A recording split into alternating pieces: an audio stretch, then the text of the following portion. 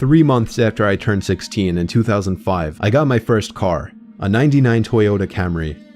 On a warm Saturday night, when my friend Alex invited me over to one of his friend's big parties, I knew I wouldn't be in a condition to drive the Camry home afterward. So we carpooled with Alex's girlfriend Brianna. We lived in the countryside of Virginia, meaning less big parties. Meaning when there was a big party, it was a huge deal and everyone would go. We lived about 5 to 10 minutes away from this kid's house. I knew where he lived as I was acquainted with him, but not exactly friends. The whole ride there, we took the same 2-lane highway type road through the woods, and this kid's house was actually on this road further down. At certain points on this road, there were a few houses on either side, and then it would just go back to being a long, empty highway again. The house was tiny, like a lot of houses around the area, but the party was held outside anyways, since his closest neighbors were relatively far away, and noise wasn't an issue. I'll skip most of the party up until the point that Brianna, who was supposed to be our designated driver, had to suddenly leave for a small family emergency. Alex said it was fine and that we'd find a ride home. Well, fast forward another few hours and another few drinks, and I could barely even walk straight. I checked my watch and it was like 2 in the morning. I figured it was time to go. I started looking for Alex, but I couldn't find him anywhere. In fact, it seemed like everybody I knew had already left.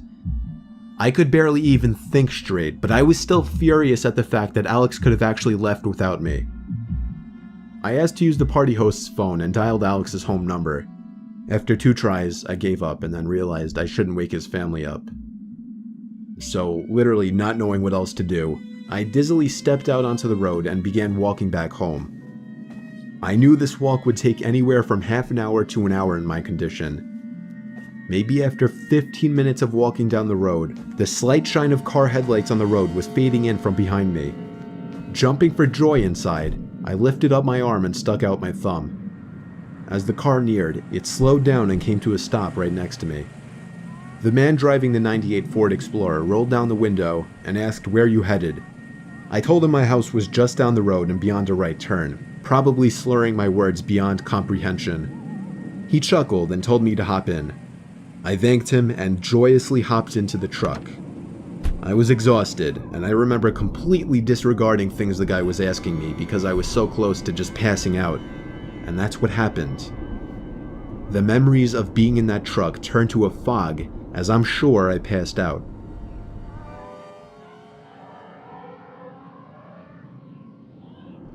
The next thing I remember, I woke up still in the moving truck. The guy looked at me and laughed, but didn't say anything. I looked around and realized the road we were on wasn't familiar. I nervously asked, where are we going? He then said, so what were you doing out this late anyway?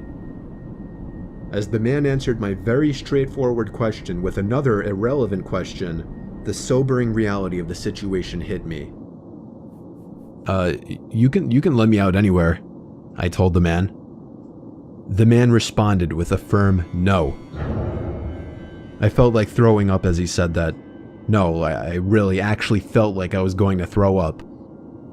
I started to gag as I felt more and more nauseous by the second. The man took his eyes off the road to look at me, and that's when I thought of the perfect distraction.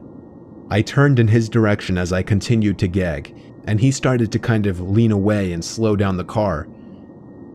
Thankfully, I drank as much as I did because I finally threw up and made a point of doing it all over the man's lap.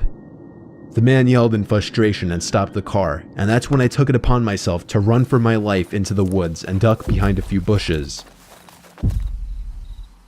The man came following into the woods with a flashlight, and on 2 separate occasions, he shined the light straight over me without noticing. Eventually, I heard his footsteps walk even further into the woods past me. That was when I ran back to his truck, but unfortunately, he was smart enough to lock it. By some miracle, I saw another car approaching in the distance, and I ran out into the middle of the street, waving my arms like a lunatic. The car tried to avoid me, but I wouldn't let it. They were forced to stop, and I yelled at them to help me before they came back.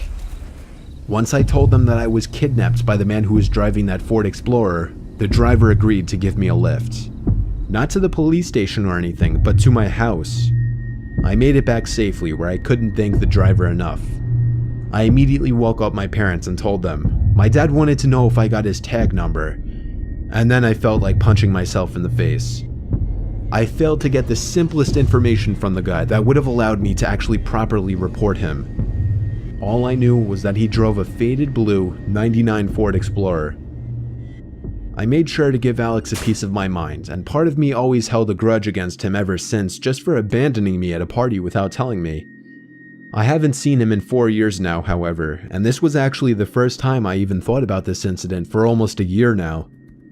As time goes on, even the worst of memories may start to fade, but after writing this to share with the internet, it's once again fresh in my mind.